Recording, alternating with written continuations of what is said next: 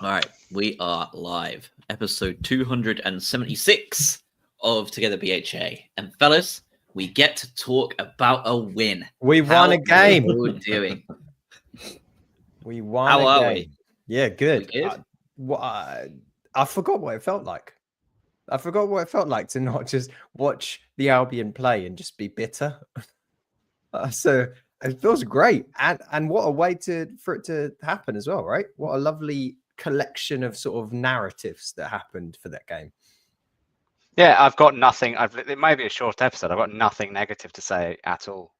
Oh, that's going to upset some people. That's going to upset. Really what's his name? Tim. Is it Tim, our listener, who likes I didn't think we were going to dox him, Robin, but yeah, he gets upset. But it's, I mean, nothing negative. I mean, the only minor thing is whether Minte's injured. That's all I got. Pretty good, isn't it? Yeah, I think just not having anything to moan about. I think, yeah, there's a couple of injury scares here and there, but I think if you tried to write up yesterday, you would have got pretty close to what actually happened, right? So yeah, feels pretty good. I like that we went strong as well, so we'll go on to teams, but yeah. Yeah, we will. And that's pretty much where I was going to start off because I totally agree. We've also picked a good time for this because we're probably going to be able to do a live react of our fourth round draw. So, Craig, if you can get the shocked face thumbnail ready for us to post, the extreme shock face. We'll all do it. You can do a little screenshot and yeah, it'll be the. I'll tell you what, I was just having this conversation the other day. It's a complete tangent, but so we obviously, there's people that are going to be watching this right now. And there's most people are listening to it on a podcast, but we put this, we stream this right on YouTube and whatever. The YouTube algorithm, I cannot stand how everyone has to plaster their stupid, massive face on the thumbnails of all the YouTube videos to get them basically viewed. And you've got these people just gawking like over nothing. And I think it's quite sad. I think it's a bit of an indictment on society. But anyway, good win. It's the ones that are like massive changes to beat like EAFC after the patch, and it's like 3 career Nothing changes. Yeah. Like there's a creator that I follow plays a mobile game that I play. And he's just like brutally honest, and he's probably the most popular creator out of all of them. He's just like, his thumbnail is just like, this card is bad, don't buy it. And people watch it like more than everybody else's. That is this YouTube utopia that we want to look for, right? Like, honesty.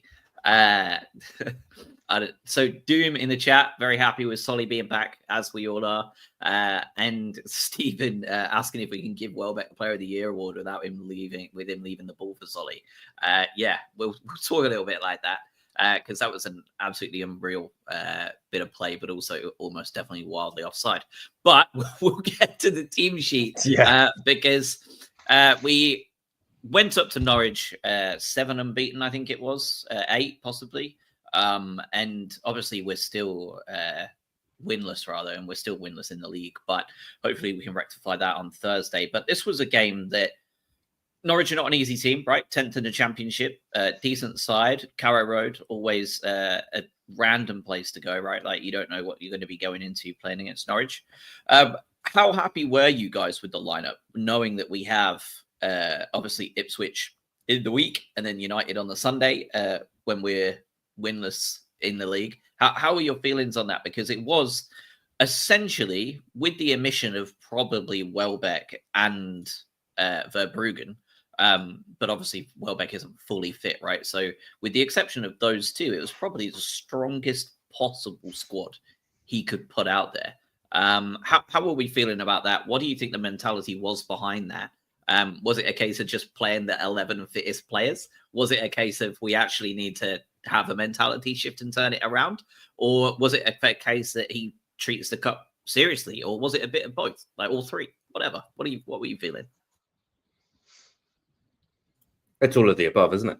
So I think it's nice to see that he's going to, I guess, treat the cup seriously, or at least use the players that we have at our disposal. I also just think we needed that yesterday, like more than anything else. It's just, we're picking up points, we're not losing, but also we're not winning either. So, what are we going to do about that? And you put out the strongest possible team you could based on the fitness that we have. So it was nice to see for me. I think it was really strong. Those I think Josh, you shared something in our chat as well, just around the head loss of even the lineup we put out. So it was a really strong squad, even in terms of what the third round is and what we typically see in terms of rotation. So taking it seriously, putting the team out to get the biggest possible win as well. And we did just that. So yeah, it was stronger than even I thought it was going to be. And I thought it was going to be strong. Yeah, Robin, I was actually a little bit confused by it. I don't know about you, just because this felt like one where you can still put out a strong 11, but also get some rotation baked in there, because, you know, it's going to be a tough. We have to start getting points in the league. So I'll be honest, I was surprised to see people like Matoma in there and Belabor, when, you know, you could have put a Dingret in there and you could have hypothetically just lobbed Jakob Moder in there. It's obviously going to be a completely different quality of play if you do it like that, but structurally it's going to be the same, and you would still imagine that's good enough to see off a side like Norwich with all due respect. But I think you're right. I mean, I guess it has to have been Herzl needed that win. Him and the players needed that win, and he was just going to do whatever it took. Yeah, agreed. I think Veltman was the one I was quite surprised about, but then Lamptey was apparently unwell. Yeah. So I think maybe if Lamptey had not been unwell, he might have rested Veltman with, 2 games in the league coming up pretty swiftly. But no, I think they just needed a win. I think that's the biggest overriding thing. Like, you can imagine going on this run that we've been on, where, we've not been playing that badly in a lot of games lately, but not getting the win. You can imagine, had we lost yesterday before going into, a couple of really big games, you can imagine the kind of effect that would have had, probably internally as well, right? Like, it starts to creep towards 10 games, which is, it's kind of a quarter of a season, right, in league terms. So I think they just needed a win more than anything else. Yeah, well, the good news as well, I think, right, Josh, was the centre-backs got a rest. So they basically didn't need to play yesterday, which was fairly nice. They played about 10 minutes of football. Yeah, you're right. That opening 20 minutes was a bit brutal, wasn't it? Norwich came out really. They outplayed us. They did, yeah. They had 4 shots in the first 20 minutes. One of those on target, and obviously the other one that hit the woodwork. For the rest of the game, they ended with 6. So they only had two more shots between minute 21 and the end of the game, which really showed we kind of got them by the scruff of the neck after that first 20 minutes of them kind of going for it. And the class really showed. It's kind of weird, like, for me, thinking about like the class between us and Norwich, because for many years of us being fans that have people our age, right, like we've always considered Norwich far ahead of us in just about every metric you could ever imagine, right? Because we were always far lower than them. And now, like, the trade-off has been pretty mental. But that first 20 minutes was a little bit rough. Obviously, like Van Hecker and Webster had a lot to do, and both of them, neither of them were particularly looking great. They were horribly out of position quite a lot.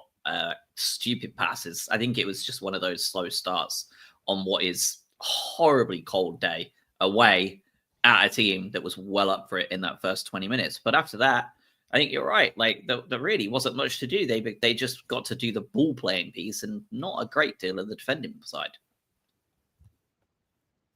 Perfect for Webster, isn't it, really, to get kind of minutes on the pitch without really having to do much. Just get some, I say fitness, but he didn't really have to move very much, but get through 90 minutes and get some kind of some fuel in him.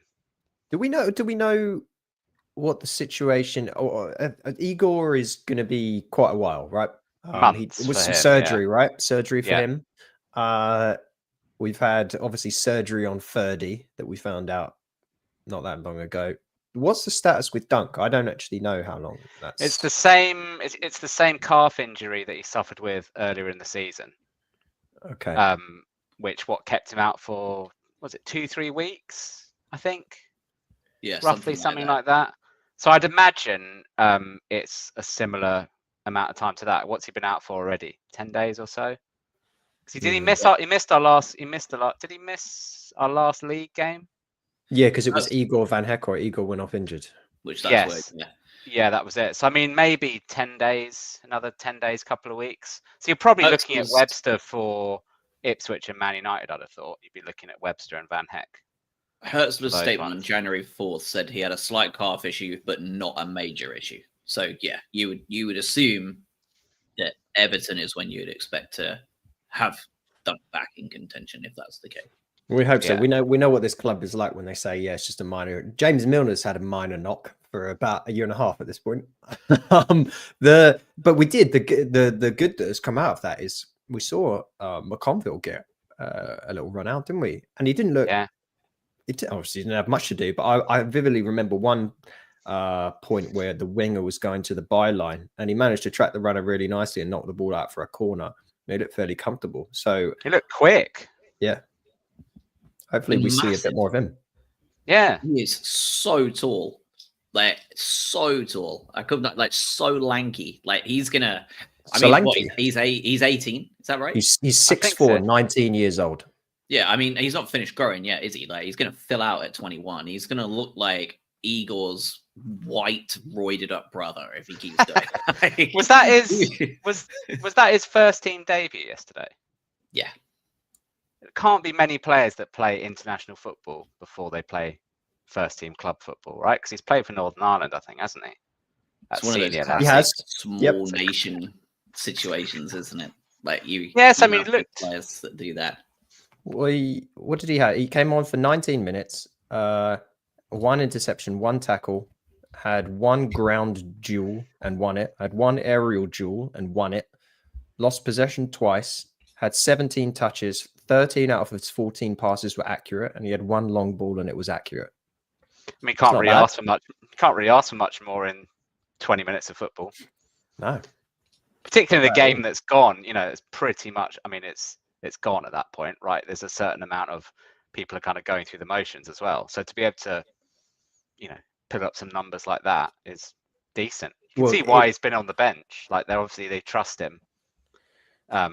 To that extent, we should say there's no one else. But Craig, I feel like it would have been very Albion to concede at the end of that game and it end up 4-1. Like it feels like something we would have done. So it's nice that he made that not happen. Yeah, that would be the only thing, and that's what I was just really cautious of at the end of the game as well. It's like you need that clean sheet as well. I know Verbruggen's not in goal, but like it's still a clean sheet. So I thought defensively, we started slow. We always start slow, regardless of opposition. So like that was just a thing. But it was nice just to see us so assured. I'm so cautious about us looking to concede or being fragile at any given moment, but it seemed pretty cut and dry yesterday. The chasm between the Premier League and the Championship has never been bigger. You just see for 75 minutes, it was just men against boys, unfortunately. It was tough, but for them, not for us. But it's weird to see how big that difference has become. Yeah, I did see someone in a match. Sorry, I was going to say there was one match report I read yesterday, and the guy writing it basically said that effectively in the time that we've been in the Premier League, so close on a decade, right? I mean, what were it, 8 years? He said in that time, the gulf between the Championship and the Premier League has reached a stage where the gulf now between a mid-table Championship team and a kind of mid-table Premier League team is, if you go back 10 years, that would have been the gulf between a Championship team and probably a top 4 Premier League team.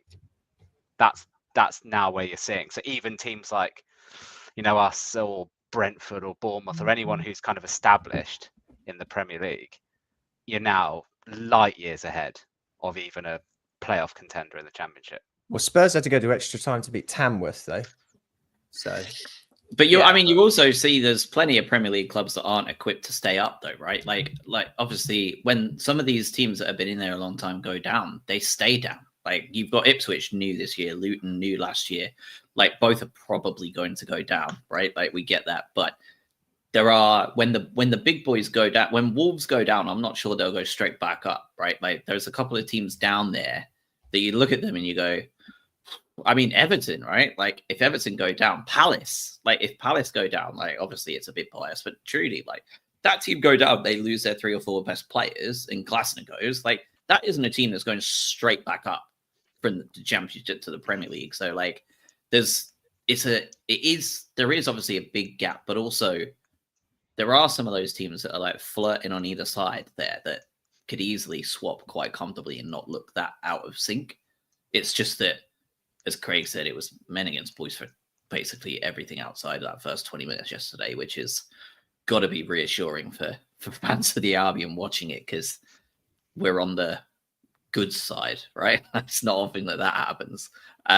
Let's talk about the goals that came in the first half. How did you feel about Ruta and Enciso as our front two? Because it essentially was like a 4-4-2 yesterday, because they both played the 9 and the 10 at the same time, per Hertzler and, well, what everyone could see, really. They dropped back, they pushed forward. There was a lot of times from our perspective in that first half where I could watch. It was really interesting to watch as like a nerd loser, really. But it was really interesting to watch from my perspective, because you could watch Enciso, and he spent more time watching Ruta than he did the ball when they were out of possession. In that first 20 minutes especially, and he would watch Ruta to trigger the press, and when he did, he would follow, and he would. It was clear that Ruta was given the lead, right, to decide when that press was going to be triggered or not, because Enciso watched him like a hawk for that first 20 minutes, and I thought it was really interesting that that's how we lined up, and it was pretty clear that he was given the lead front two man. But it was an interesting duo up top. What did you feel about that? What did you feel about the 2 goals that came from that? Veltman's cross, obviously excellent, and Ruta's second finish as well. Like, everyone says he's not a 9, but he certainly gets in all the right places, doesn't he? Yeah, they were 2 proper number 9 goals. I mean, the header was kind of out of the Glenn Murray. It's the ball, though. The Veltman ball was just it's a great ball. But how many times have we seen Albion players make complete messes of very decent crosses, right? Like, I think it shows. We were a bit worried whether he could be a viable number 9. I know you got to take into account the opposition, but in terms of actual finishing ability, 2 very different goals, and 2 goals that Welbeck and Ferguson would be pretty delighted to score, I'd have thought. I think we talked in the last game when he came on against Arsenal, he looked a little bit lethargic when it came to pressing, and the balance of having him and Enciso up top. Enciso is so lively with that and so willing to press that I think it worked quite nicely. And Ruta looked obviously a little bit more up for this game. It was at the start, and Robin, I think you said something. He's quite a frustrating player to watch. I think you can say the same about Enciso, right? Because there's so much promise with both of them. I think they're arguably, outside of Matoma, probably our 2 most talented players with the ball at their feet, from a sort of the ability to be skillful. And they'll do the dumbest stuff at the same time. But with Ruta, he's got that David Beckham energy, whereby, you remember when Beckham used to lose the ball and he'd just be furious and he would just pelt backwards, and he'd normally hack someone down and get a yellow card. But Ruta, like, he really will bomb back when he loses the ball. He ran a good 60 yards at one point when he lost the ball and went and tackled the left winger for Norwich. What a tackle as well, yeah. by the way. Yeah, very good. So you get like those elements of those players, even when they're not doing exactly what you want them to do with the ball, they're bringing other facets to the role that are beneficial to the team. The good news is that they both did both jobs yesterday. And for Ruta, I think he obviously picked up that injury after the second goal went in, seemingly probably going to be fine. The Enciso finish, though, we want to just mention the Enciso goal. Craig, what did you think about that? Because I was like, there's no way that's going in. It's the thing is, he's got it in him. Do you know what I mean? There's obviously just a lot of talent there in what he can do. He's just far too confident for his own ability at the moment, I swear. Because there are some shots that he takes on and you're like 25, 30 yards out. It's like, yeah, I know you can do it. 20 seconds into the game, or like, 10 seconds into the game.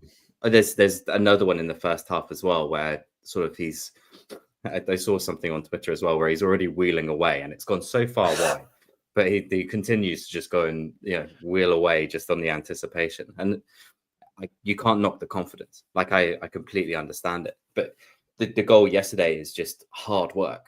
And I think that's where it comes in with the Ruta stuff as well and doing the press. And I thought the press was really good yesterday, albeit against lesser opposition. But he has to go and win that ball off the defender first, grab it, and then see the goal and put it in off the post. So he has it. Whatever it is, he has it, and he has it in droves. It's just about managing that and being able to do it on a more consistent basis. But I get a really good goal. And when it comes to the two before as well, like, Ruta is good, right? I think there's an erraticness to him, and there's this terrier-like ability to help out defensively and be everywhere all at the same time, and that's amazing. But the guy can finish too, and he will get you goals. And I think he's another recipient of consistent game time that will allow him to only become better. So, and you forget that, like, it's a lot of money, but he's 22 years old. Right, like he has this development in front of him too, where he can only get better too. So I thought on the whole they looked well together. I thought Enciso disappeared for periods of the game, but I think he was sort of again trailing off of Ruta trying to press, and he made something out of nothing, and good for him. Like that's exactly what he needed as well. Have we seen an attitude change of him recently? Do we think 100%? No doubt. Do we think it's from? I know he played for the under-21s not that long ago, and it came out that he had prompted that, i.e. he had asked to play for the under-21s. That seems to be the trigger point for this recent resurgence. And it'd be interesting to know what it is. Like, I'd be fascinated to know, has someone basically given him a rocket and said that, you're not hitting the standards that we expect? Is it a cynical, he's trying to put himself in the shop window? Because we know that he's talked about bigger moves, right? Like Craig mentioned, he's got far too much confidence for his current ability. We know that he sees himself ultimately going to a bigger club. I'd be really interested to know what prompted that. But certainly at the moment, we're benefiting from it. Because I think from the Palace game onwards, where we said at the time, he looked like the only bright spark in that Palace game. Since then, the energy that he's been displaying has been phenomenal. And certainly I think early season in Enciso doesn't probably score that goal yesterday, because I don't think he works hard enough to win the ball. Well, we've criticised Hertzler a lot on this podcast over the last couple of winless streaks, right? We've criticised his tactic choice. We've criticised some of his substitutions, which is unusual because for the most part that's been his best feature, right? But for the last couple of weeks, especially, it's been something that we've criticised. Obviously, there's been lots of rumours that he's had a falling out with Welbeck. He came back into the squad yesterday. Let's go the other angle. Is this a product of Hertzler's man management and the positives of it? Right. Mm-hmm. This was a player that was very openly immature and non-cohesive towards the team under De Zerbi, per De Zerbi's own words. This is Enciso I'm talking about. He absolutely slated him about 3 times to the media, didn't he? And from what I can gather, his attitude didn't particularly get better. He just played more games anyway because De Zerbi wanted to play it. Is this a case that Hertzler's man management and coaching ability is inspiring something different in him? And I don't know what sort of player Ruta was at Leeds, but he's the most mature 22-year-old I've ever seen. Unbelievable. The way he led that line yesterday, we talk about the maturity João Pedro showed last week, as opposed to the Brentford game where he was it was a very bad mentality performance from him, and one we haven't seen ever, I think, from him. The maturity of some of these young players that we probably didn't even see last year, is astounding. And is that a product of the manager we brought in? Yes, I think if you're going to, as you say, if you give him a hard time with certain things, you then have to give him the benefit of the doubt with other things. I'm of full belief that under De Zerbi with Enciso's behaviour, I think he would have got the Trossard treatment, and would probably be out of here. I part wonder as well whether someone's had a chat with him and basically said, "Look, you're being a dickhead. We don't do that here. We've just signed your mate who's about to join the club in January. If you want to play with your mate, like start acting properly."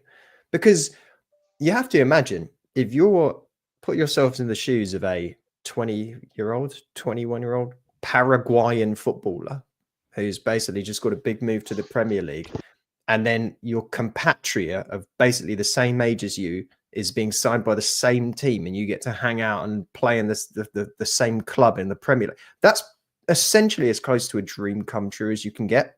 Like that is top tier stuff. I don't think you give that up very easily. So maybe I'm reaching, but I partially wonder if that's a little bit of it. It could be. It could also be that he just wasn't getting game time either, right? Like he wasn't playing, and I think we brought it up a couple of times where Gruder was being sort of brung on instead of Enciso, and he wasn't the outright choice of the subs to come on and change a game because other people probably surpassed him in training or whatever. We don't see everything, right? So I think it's a column A and column B, right? Like I don't think there's one definitive thing that defines this upward trajectory that we're seeing. I think it's a combination of everything. You're being dropped, you're not playing, you're not getting the chances either, you're not even being brought on. Your best mate's coming in, he's going to be playing soon, so do you want to be in this team or not? And thankfully he's up for it, right? It looks like something has switched or something has changed, and that can only benefit everyone, right? So going back to the Hörsler point is that him and his team do have to take some credit for that, either by influencing the culture amongst the players or directly having a conversation with him. You have no idea, but something has changed, right? And we need something to change because in the league we haven't won in 8 games. So let's see if that influence can also help and I guess get more out of him because we know what he's capable of. Yeah, absolutely. Obviously, the third goal goes in. The game is absolutely over at that point. There's no way back. First 2 goals, maybe they have some hope, but after the third, they're cooked. They were pickpocketed on their own, byline. Is it byline, touchline? I can never remember which one's which. They're on their own one, and they got picked off by a seasonable people. And as you say, threaded a needle outrageously to put it in. At that point, the subs started pouring in. Welbeck, Gruder, March, McConville, and Moda all come on for Enciso, Ruta, Minte, Webster, and Veltman. Let's talk a little bit right now about Minte, because we've also given him a fair bit of flack over the course of this season. And Adam, you were a bit harsh yesterday, said he's found his level. That was a private conversation between 2 friends. That was, for me, a phenomenal performance from Yankuba Minte yesterday. He caused them headaches from the start to the end and was unbelievably told he was diving as well at one point in that first half that infuriated everybody because he should have got a foul at one point. I really disagreed with the linesman on that. It was clear contact, and I don't know whether he felt like he initiated the contact on purpose or whatever it was. I hope to God he didn't think there wasn't any because we all saw it. Everyone saw it. So he has to assume that Minte stuck a foot out to get it. And to be absolutely honest, I was going to say my old eyes, but I could have been 20. He moves so quick. I don't know whether he made it himself or not. The guy's rapid. But he played a couple of excellent passes yesterday. Got the assist for for the second against for Ruta. Played him in. His crossing into the box was actually very good and very accurate, something we've absolutely hammered him for before now. He basically did everything you would want, really, as a winger out there, didn't he? I thought he was superb yesterday. Terrific. I mean, he also did, he worked really hard. I mean, his assist comes from him winning the ball in the middle of the pitch, right? As well. I don't know whether that's a product of Hörsler's kind of tactical flexibility in terms of position, but we've seen plenty of times where wingers have kind of just stuck to their channel basically. And he's gone out and hunted for the ball, which is a characteristic that, you know, is great to see. Someone who's confident enough that if they want to get on the ball, and they're confident enough that when they get on the ball, they'll make something happen. He was good. And my comment is obviously a bit tongue in cheek, but I say that as a, you know, I could say the same about Enciso in some ways. Obviously, he's capable of spectacular, but I think Minte, Enciso, players that are currently of that age, where they've got a really high ceiling, they're capable of brilliance and also capable of the dumbest stuff possible. Cup competition is the perfect forum for them to show their value. And this is exactly what you want to see. You want to see those types of players excel in these games. And he did that. I still worry that he's a bit of a one-trick pace merchant at the moment because, well, I think he is. And his touch is quite poor a lot of the time. But when he does his one job well, he's electric and no one can really keep up with him. And as you say, when he drifted into the middle to find that additional position, they didn't know what to do with him. So, yeah, I think he's but at the same time, look, if I want to be harsh, if I want to continue being a dickhead towards this poor guy, you see you see quality when Solly March comes in. That's what I want from my right winger. Well, I tell you, if we're going to be horrible to people, let's turn our attention to our left winger, who we all basically accept as one of the best footballers in his position on the planet. And yesterday looked out of his depth at championship level. Probably the worst performance I've ever seen from the entire left side was crap. Yeah, both of them. To be fair, I thought Estepinian really turned it on in the second half. He actually got a lot better. His first half was dreadful. Mitoma looked like he played the entire game at 40% at best. I honestly could not believe how poor his performance was yesterday. Like, did you guys see that on the TV as well? Did you feel that way? Okay, good. At least it wasn't just me. He drifted in a fair bit, didn't he? I feel like Estepinian, a lot of the time there's interplay between the two. Mitoma tucked in quite a lot against Norwich, and then it was just Purvis on the left hand side. This is what I was shocked, one, that he started, and I was shocked that he finished the game as well. Like, what did Hertzler see out of Mitoma? We're like, okay, probably our best player on his day, or at least best top 1-2 players in the entire club. He's playing absolute crap. We've won the game. Let's just keep him out there being dog shit. But that's it was weird, right? I also think he was double and triple teamed halfway he was hell as well. Like, I think he was just completely marked out the game. I think going back to the Minte thing, it was always 1-on-1, and that sort of one trick that he has, he's going to beat anyone, right? Like on any day, I think Minte is going to beat anyone for pace.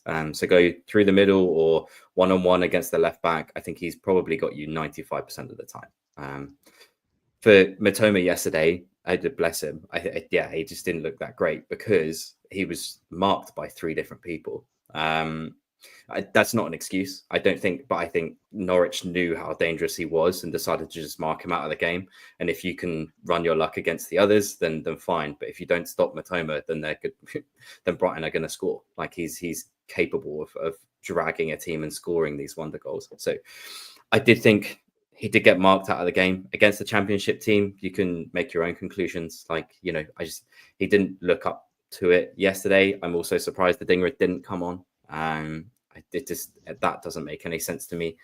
That could be maybe the one blemish on the subs that I saw. Otherwise, I was relatively happy. But a weird one for Mitoma. I think you drag him off at 60 minutes if it's not working, and you spare his legs for half an hour. Especially when the game's gone, right? I mean, there's no jeopardy in it. I mean, I suppose the thing is, maybe we benefited from the extra space created by him being double or triple marked. So maybe the virtue of him just being on the pitch and having the potential danger that he does has created holes elsewhere. That's kind of, if I'm putting my ultra positive hat on, which I'm trying to for today. You've got one of those? That's what I've got. Doesn't fit. It's got dust on it. Yeah, it doesn't fit very well, and yeah. But I think that's it. I don't even own one. Yeah, I mean, I think maybe that's maybe what he saw, was that they would just be so eager to make sure that he couldn't influence the game, that we've benefited from that. Let's throw some stats out there though, right? Because you're right. Maybe you created some space. He touched the ball 38 times, 74% pass accuracy, which whatever. It's the worst. It's the worst in the team out of those who played a full 90 minutes. Yeah. 2 crosses in the entire game. None of them worked. He attempted 1 dribble in 90 minutes, according to the data I'm looking at, and it didn't work. He lost possession 13 times. Yeah, tragic. But the back to the subs, because if we're giving some some stick to Hertzler about not taking Matoma off, the other ones were really, like, we talked about McConville. We already liked that. Seeing Danny Welbeck out was maybe the best moment of 2025 for me so far. What a relief to have him back. Gruder looked excellent playing in a central role. And then Solly, and then also Yakamoda as a football player. But yes, and I mean, we're going to talk about Solly in more detail, but tell you what a great little selection of players to bring on. Yeah, that if Welbeck was your moment, it was of 2025 so far. 11 minutes later was overshadowed for me by far. Top 2. Yeah. So let's talk the goal because it deserves it. For one, I am absolutely Team Gruder in the middle here. Like, he has played in the middle. I can't remember when his last one it was that he played in the middle, but it was one of the recent ones. We've had so many games back to back. I can't remember like which game was which, but it was the one where I think it was Arsenal where he played the first 45 minutes, and he was more central with O'Reilly. I like it way more. Like, he needs to be more like, he caused more trouble for the team that he was playing in 45 minutes against Arsenal and like 25 minutes here. How many 10s do we have though? Right. I know therein lies the problem, right? But I thought he was excellent. The pass was superb as well. Obviously, Welbeck not touching the ball was a great piece of decision making. For me, he still interferes so badly that it should be offside for me. Like, it's still offside. But Solly March, I mean, I think that's his first touch of the ball coming on. Someone can go back and like correct me, but if it isn't his first, it's his second or third, maybe. Like, he's barely touched the ball. And from our angle, it looked very similar to Salah's goal against us at Anfield. Just one time, absolute smashed it into the opposite corner. And it's one of those goals that you could be playing any team in the world against any goalkeeper, they're not saving that. And that was just unbelievable. And it is going to sound harsh for all the other right wingers that we currently have, but the gulf in class of know-how on that right-hand side from 20 minutes of a returning Solly March was abundant. Like, he needs to be playing every game he physically can, because the worry that he's lost a step or the worry that he's crocked for life, like, given his age and the manner of the injury, all of the concerns that people had for me, absolutely valid. He has came back and showed us that is not the case in his 2 cameos he's had so far. First of all, medical miracle, right? Like, thank God for that. Like, we all love to see it. Jakob Moder is far younger than him, and we've seen the performance drop off it's had for him. He's thankfully got years to get it back. Solly didn't. Thank God he's okay. But for me, like, you've got to get him integrated into that first 11 as soon as possible, don't you? Because that goal was excellent, and he just looks excellent as the right winger of choice for me. He does. He just has that experience, doesn't he? Like, if you look at the other wingers that we have, I think if you push Matoma to the side, I think in terms of tactical knowledge and being able to read a game and being able to do things that other players just can't do, you have Minte, you have Adingra, direct, like, very pacey wingers that want to get to the byline and get a cross in or take on their man and get into the box for themselves. I think Solly just offers something else. He really does. And being able to finish like that, being able to cross to Welbeck like that as well and create that space. It's just, he's just so good. And I'm glad, again, medical miracle, everything like that. I'm glad that he's able to play football first and foremost, but to be able to still play at that level from the very small sample size that we've seen is very impressive. And I think Hertzler will love him for his defensive abilities as well. You know, you're asking Minte to do a lot within that team. You're asking for tactical flexibility, as we've said. He's got it. And having an experienced player, because he is 30 now as well, he's been and done this a long time. Having another leader on the pitch, either by example or by just sheer leadership, is something that we sorely miss as well. So it's good to have him back. It's really good. I admittedly, obviously pre De Zerbi was a pretty outspoken member of the Solly March is Terrible club, which has lost a lot of popularity in recent years. But the footballer he became under De Zerbi, and then the footballer he has now shown to be in very brief moment coming back, as you say, Josh, is so many things have happened there that shouldn't have happened. Like, it could have very easily been he doesn't play football again. Very easily have been he comes back and he's the pre-De Zerbi Solly March.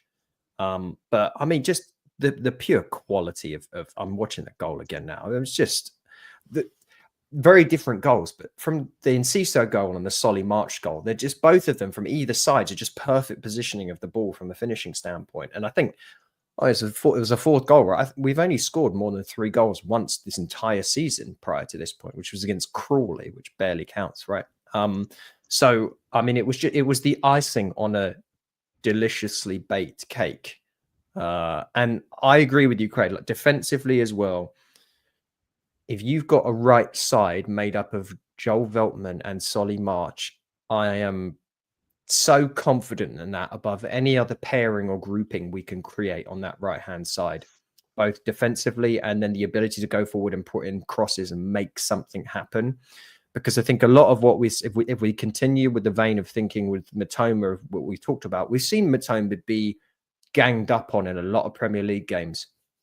And then on the right-hand side, we've not had the pure ability or quality to capitalize on all the space that's created when Matoma is being locked down.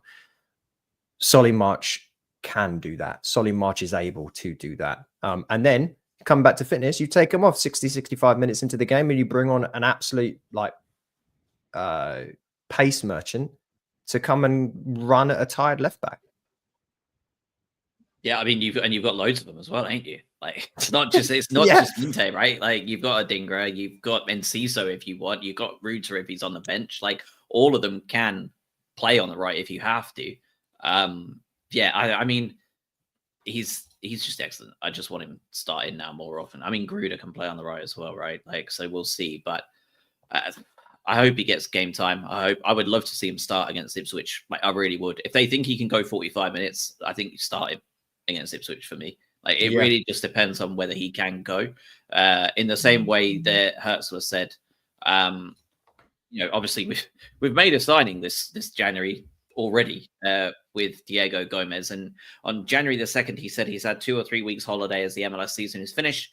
He needs a little time. He's trained hard. I'm looking forward to seeing him on the pitch as quickly as possible. Saturday will be too early, in reference to the Norwich game. So understandable, right? He's essentially halfway through his preseason training right now. And I would anticipate that being another, 2 or 3 weeks yet before you even start seeing him make cameos off the bench. But I will just a couple of things I from inside the ground that were fun little things that came about that you wouldn't see on the screen. First of all, massive fair play to the Norwich fans, because at 4-0 down, most fans are just gone, right? They're just out. Basically, the entire stadium stayed until full time. Like, really impressive. Made our East stand look pathetic. Comparison doesn't take much. Yeah, it doesn't. And secondly, the Norwich, whoever it is operating them, after the 4th goal went in, took down the scoreboards. All went down. It was the most wonderful thing. It was just so funny to see. Just stupid, but it was just perfect, like FA Cup moment of just like, F that, we're taking the score. No, not having this anymore. We're taking our ball and going home. I rate that. That's very cool. Just forget it. Throw in the towel. Yeah, we're not even acknowledging any more goals. They actually didn't either. They didn't call out the score and nothing. Like no acknowledgement after the third. Just took their ball and went home. Did you see at the end, Josh? I'm assuming you guys were probably like held on to in their way and for a little bit, but the players all rallied around Solly March from what we could see as well. They were absolutely chuffed for him. Yeah, I mean, Steely went all the way the length of the pitch, didn't need to celebrate. Absolutely, the head loss from Norwich fans online over that, by the way, because they don't understand the context behind it. Unbelievable, like just absolute mentality loss over that. But yeah, I mean, it was great at the end. Solly was forced to come over and do like the little like woohoo things. They also forced McConville over to do it just because he was, brand new baby. Even though it's absolutely massive. But I think the other one, I don't know if you heard it on the TV. I don't know how loud we were because it's hard, isn't it? Sometimes you're really loud, the acoustics are shit, and it doesn't show on the screen or not. And then other times it could be 300 of you, and it sounds like there's 4,000 depending on where the mics are. Shane Duffy was the object of our desire for the last 10 minutes of that football game. After the fourth goal went in, and we all loved it, right? Soon as Duffy came on, it was basically every time Norwich had the ball, there was just a growing demand to give him it. And whenever he got it, there was very much a growing demand from every Albion fan to allow him to run and score. It was just immediate. Like if he scored, we were on the pitch. Like it was just all about Shane Duffy for the last 11 minutes. And he also came over and gave us a wave and stuff. And it must be unusual for him having, 3,000+ or whatever that were there. Love him while he's got like 12 Norwich fans waiting to clap him off. It was quite funny, but the Albion fans didn't give him a moment though, Josh, because they were closing him down. He didn't know what hit him when he came on. The pace of the game was like they were hounding the poor guy. I felt bad for him. There was a one point he tried to play a pass out and he had 4 Albion players on him. I just imagine his poor guys come into this game. It's just like, take it easy on him. But that was nice to see. And we had, how much good news did we have in that game though? How much good news came out of that? Because we saw Danny Welbeck come back. We saw Solly March come back with a bang. We got João Pedro tweet out 30 minutes before the end of the game that we were going through to the next round. And the scan went well for him. So that's more good news. Like there's some positive, very positive signs around this team. Going back to what we said at the start, why did he play the team he played? Because now the energy around the club is very, very good.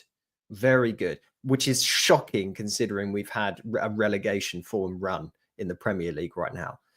You have to go to Ipswich and win because the amount of like galvanizing this can do to the squad to then change our fortunes for the rest of the season is monumental. Talking of good news, we've just had Arsenal go out on penalties 5-3 to Manchester United. 10-man Manchester United at home at the Emirates. Their implosion is something else. They've had an absolute meltdown. Truly one of the worst refereeing displays I've seen outside of an Albion game this year as well. Madley's game today, shocking. This weekend, as I think I've said for the last 2 years now, it gives you a real appreciation for VAR.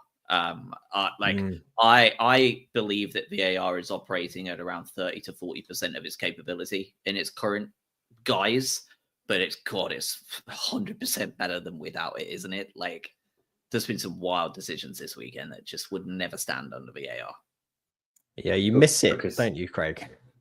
Well, because Solly March is probably offside for the Solly March definitely offside, yeah, but there is that. So you imagine that being taken away because I'm sort of pre-tuned for VAR. Do you know what I mean? So I was like, he's offside, isn't he? I was like, imagine that being taken away. So, you're right though. I think that the VAR is obviously better than some of the people running it just on their own, just rogue.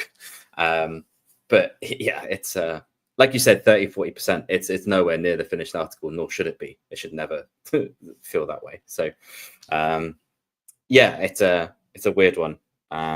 I don't want to talk about the refereeing yesterday, but again, I just you expect subpar, you get some weird decisions, but it's the FA Cup, so we win 4-0. With Exactly. the ref, Yeah. whatever, it doesn't matter. Yeah.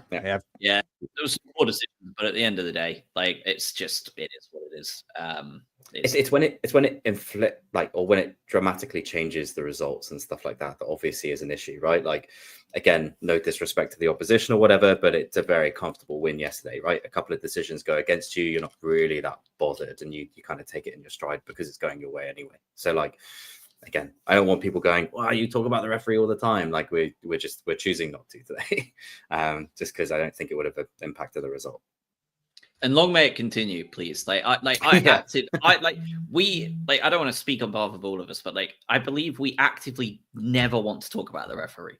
Like, if we don't have to talk about the referee, that's the best news that we could get going into We don't want to be miserable, and we don't want to talk about referees, just so everyone knows that. We want to be happy and not talk about officiating. That's our goal. And do you know what? Even selfishly for the ego, right? Like, if we win, loads more people listen to us. So why wouldn't we want us to win? Yeah. Because when we go on a streak like this, you see the numbers go down because everyone's pissed off. If we win 2 games on a row and it will double again and everyone will be buzzing. Like, why wouldn't we want to win? Like, we have more of you people listening to us, right? Good for the ego. But let's talk about Ipswich, another trip straight. Well done. Who's your man of the match? Oh, good question.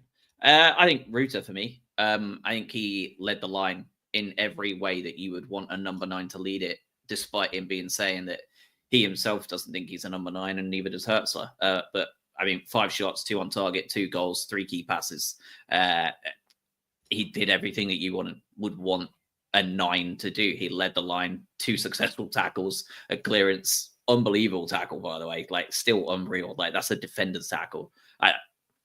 You want someone to lead the line with maturity. That's your Danny Welbeck. Ruta just did it. So for me, it's him. Same for me. I think it's just I don't really think there's another choice, to be honest. I think he did really well. Just I'll echo what Josh said without repeating. No, give me Solly March. I'm here for the narrative. I don't mind that. Give him all his flowers. If there's ever a sentimental choice for a man of the match, it's the right time. So that's fair. Good result for Ipswich today at home to Bristol Rovers, right? Unfortunately for Cowdy. The only reason I'm bringing it up is for Calderon, really. But got battered 3-0. But we do play Ipswich next. It's just kind of a very brief jaunt up the road. I wonder if they've even bothered going back. I'm sure they have, because I heard they flew up there, which is unbelievably obnoxious. They flew to Norwich? That's everything I've read. Yes, they flew up to Norwich, yeah. Outrageous, to be honest. Just also, for those who are listening to this, I don't know if you've got the FA Cup draw live in the US, but my favorite part of this is that Martin Keown is now having to stand and do the draw. Yeah. Which is just excellent TV. They're showing a clip of him walking around holding the FA Cup in an Arsenal shirt, and now he's got to do the draw. Well, arguably, he's the quintessential poster child for Arsenal Man United rivalries, right? Because you still see that when he's leaping into the air and looking like a vampire. I can't even remember who he's doing it to, but that's my image that's stuck. Van Nistelrooy after a penalty missed. Yeah. Speaking of Van Nistelrooy, very briefly before Ipswich, Buonanotte scored and assisted this weekend as well. That's another right winger / number 10 that we might, and Harvey Elliott being talked about. So I don't know how legitimate those rumours are, but I don't know how many right wingers we're planning to collect. But yeah. Did you guys see the mist at the Leicester game? If you didn't, I'll send you a TikTok of it. It's unbelievable. I think I saw it. Yeah, there was a chant that they can't see anything, and it looked really bad. The QPR fans for base, they could just see a corner flag. That was it. Shocking. That's basically how it was driving the whole way to Norwich and back. Why didn't you get a plane? Yeah, I know, right? We have just got that short jaunt back up on the Thursday to play Ipswich away. They are currently 18th in the Premier League, 3 wins, 7 draws, 10 losses. Their home form, not great. 1 win, 4 draws, and 5 losses. Their away form is actually better. So you would expect, to see some better performances from the Albion players this time around, given the performance that we've just had. away at Norwich. What are your thoughts on the lineup that you think may be pushed out there, given him, we're also going up to Old Trafford on a Sunday. Baleba played a full 90 minutes. Ayari played a full 90 minutes. Mitoma played a full 90 minutes. Estepinian a full 90. Van Hecke a full 90. What are your thoughts, given that the injuries we have, the fitness levels we're at? Who do you think will or won't come in? And as I say this, we're probably going to jump subject quickly here because we are right as the fourth round is going on. So we'll do a little live react to that as well. Get your shock faces ready, fellas. Well, this is the bit where you sort of the future version of you suddenly starts to be slightly sad because you're like, oh, probably should have rested some players, because as you say, like, we've got 2 games right in quick succession, and you've got a lot of injuries at the moment. The big thing is obviously throughout the week. When's Herzl's press conference going to be? Tuesday. That sound right? We'll be able to get an injury update of where people are at, because we want to know where quite a few of these players are in terms of being able to play. Are we going to see Danny Welbeck?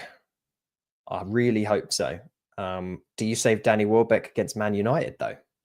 Probably, right? The draw has happened. We are at home to Chelsea. I just saw it as well. I was like, no. What an absolute scam. We're at home to Chelsea. Yeah. I mean, if we go strong and they don't, but I mean. When is it? When would the game be? The weekend between Forest and Chelsea. It's end of this month, isn't it? We're getting that same BS where we have to play a quote unquote top 4 team twice in a row, like we did against Liverpool. Yes, we will. Yeah, both at home as well. Oddly enough, got to win one, haven't we? Come on. 50% rate. Honestly, I'm happy with either one as long as we win one of them. Let's shake hands. Come in, because there's enough people now at both clubs where there's go up, be like, look, lads, which one do you want? We're all friends here. Yeah, that's frustrating. I genuinely not sure if there is a worse club for us to face in that. Man City away is the obvious one, right? Is it though? Is it away? Yes. Not at the Amex. I'd rather have Man City than Chelsea at the Amex right now, just because of the obnoxiousness. Yeah. Is Chelsea at home the worst home game we could have got? Probably. Yeah. They're the top 2, probably. Yeah, it'd be nice to. I tell you what, though, getting a win against Chelsea, though, if possible, is really a delicious feeling. Would you lose in the league to go through in the cup? Ask me that after the next few league games. Be quite nice to win a game in the league. And if we're still on this run, then I am taking the points in the league. So what about you? I think probably. I think we'll be okay in the league. I think Europe is a little bit too far away from us at the moment, and if this is the only viable option, I think we go strong in the cup. Oh, it's Man United, Leicester as well. So Van Nistelrooy has to go. It's rigged. It's fully rigged. The first ball out, and Van Nistelrooy goes back to Old Trafford. No, Villa Spurs as well. Yeah, it's big. There's going to be a lot of Premier League teams going out in this fourth round. This has all the hallmarks of like a random team getting to a semi-final. A Stoke getting there. Doncaster getting into a semi-final. The magic of the cup, TM. Ipswich. The game earlier in the season was kind of bland, wasn't it? If I remember correctly, 0-0 at home, where we had 98.9% possession, and then they nearly ran up the other end and scored at one point. That's pretty much my main memory of the game. What were the lineups on that day? Who did we run out? It was Veltman, Hecke, Dunk, Hinshelwood at the back. Minte, Baleba, Ayari, Matoma, Ruta, Welbeck.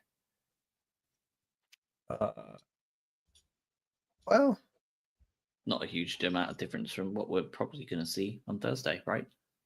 Probably not. Your only change is obviously you got Estupinian in for Hinchelwood. Dunk is out for Webster. I think if you've started Minte against Norwich, you're not starting him against Ipswich. I think we will see. I wouldn't be shocked if Solly isn't ready to go and he plays a Dingra there, because I don't know whether he's seen enough of Gruder on the right-hand side to be kind of like, well, I don't really want to do this again. The only benefit you have maybe of playing Minte again is because Leif Davis wants to get up the pitch from left back. If last season in the Championship, he scored a lot of goals, if I remember rightly. Yeah, he's a win back. I think if you want to get behind him, I do think Minte is probably your best shot. I think he's third on the list of defenders with assists in the Prem. Yeah, he's good. He is good. I don't think you can go wrong with March or Minte, to be honest. March will keep him in defensive check. I think Minte would be able to get behind him. It depends on what you do on the other side. Do you start Matoma? No, I think you start a Dingra. I think I agree with you. I think you roll out Matoma at Old Trafford.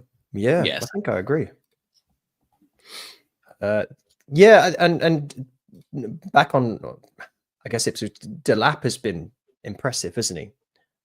As well. Be interesting to see how our combo of Webster and Van Hecke go up against Ipswich. It's a slightly tougher test, some might say, against Ipswich than it was against Norwich. Ipswich, was it their last game in the league where they beat Chelsea 2-0 at home? No, that was just before it. They beat their last six has been actually pretty good. They lost to Bournemouth at home 2-1. They beat Wolves away, lost to Newcastle and Arsenal, and then beat Chelsea and drew with Fulham. So 3 losses, 2 wins, and a draw in their last 6. So that's not, that's not straight down terrible form like you would see like a Leicester team that's drawn 1 and lost 5 in their last 6, and the same for Southampton. Nice. They've turned the corner a little bit. Also against Chelsea in that game at home, which they won 2-0. Yes, one was a penalty. They're 24% possession. I know we're not big possession hogs anymore, but I wonder how, just given how it was at the Amex, where we had so much of the ball, we don't do very well against that. I know we've said this a million times over and over, but it's very much sort of Nuno Forest ball, isn't it? Where they're just like, I don't care about having the ball. We're just going to be really solid at the back, and then we're going to sprint up and try and beat you on the counter attack. So the hope there is we don't make mistakes and shoot ourselves in the foot in this game, for me, because that's tricky. Because the other thing is as well, right? When you start thinking about the Man United game 3 days later, Man United, this is not the same Man United we played earlier on in the season, where they were an absolute disgrace. This is a Man United that still aren't good, but have that energy, don't they? They've now got that weird sort of swagger that they get back when they haven't lost every single game in a row and are sat 13th in the league with -5 goal difference. But suddenly they're back. And that will be, another challenging affair for us. Yeah, I mean, Amorim is definitely he's like, they were talking about let's make it more consistent. Well, you can only look at what's been put in front of you, right? And they've just done it again. They've got a good result. But the only good thing is, I hope, is that they've just played a game a day after us. They played with 10 men for almost an hour of football away as well, extra time, went all the way through that. And they play the same day as us. They play on the Thursday at home to Southampton. You would assume that would be a bit of an easier game of football for them.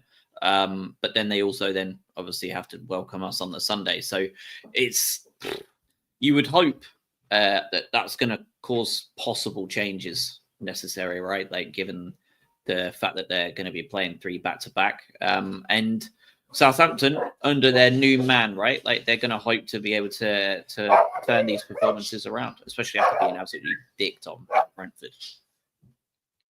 Someone agrees. Yeah. I'm looking. What was the Man U lineup today? Was it full strength? Yeah, pretty much, right? Yeah, it was. Yeah. It was very much so. Yeah. Okay. I Yeah. think I still think we can go there and get something. Yeah. It'll be interesting. Obviously, you got 2 games in 3 days, right? You got a Thursday, Sunday going on. You'll see some changes. We made 6 changes for this game, right? Like I assume we'll make a few changes. I do think Matoma comes out. I think if João Pedro is 99% fit, I think he doesn't play, and you play him at Man United. So we'll see. Maybe Welbeck gets a run out for 60. You put Ruta on for another 30. Just manage that. Again, we're going to get to 4th round and stuff like that. There's still a lot of games to play. I do want to see a Dingra and Welbeck on. How does the FA Cup red card? Does it translate over to the Premier League? Because I'm talking about Dalot. It's only going to be 1 though, anyway, isn't it? Because it was a second yellow. Yeah, that's a bit annoying, isn't it? Because he'll probably be missing for Southampton, and that's it, if anything. Okay, that's a shame. Because do they even have another left back? Or is that his second yellow? Is that his second red? Because then he may get a 2 game. I don't know. He was sent off for a rash challenge while on a yellow card. Is that what it was?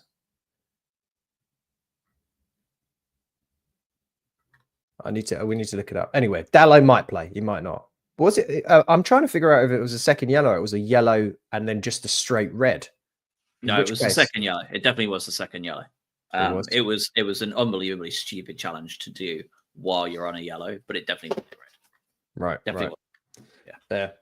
Yeah. I mean, hopefully we'll. I feel after this Norwich game. I know it's stupid to do this, just given the league form, but I feel confident after this. I think both games are going to be tricky in very different ways, but I fancy us to. I'm going to go out on a limb. I say we get 4 points from these 2 games. I say we get 4 points, and then you have to beat Everton at home. David Moyes comeback era. We know what his West Ham side can do against us at the Amex. Either not show up at all and be absolutely pathetic, or just destroy us. So, yeah. I've got 7 points in the next 3 games for me. There we go. All right. Well, we will be back Sunday probably. We're not probably going to do it after Ipswich, I assume, unless you guys want to. I'm going to be driving home, so it's up to you. Unless it's an outrageous scoreline or something. Emergency podcast. Yeah. Can't imagine. Yeah. Outside of emergency podcast, we'll be back Sunday, I presume, at full time, essentially, about this sort of time, 5 o'clock UK time, after to talk United and Ipswich. So have a good rest of your week, everybody, and we will speak to you this time next week. Thanks all. Cheers.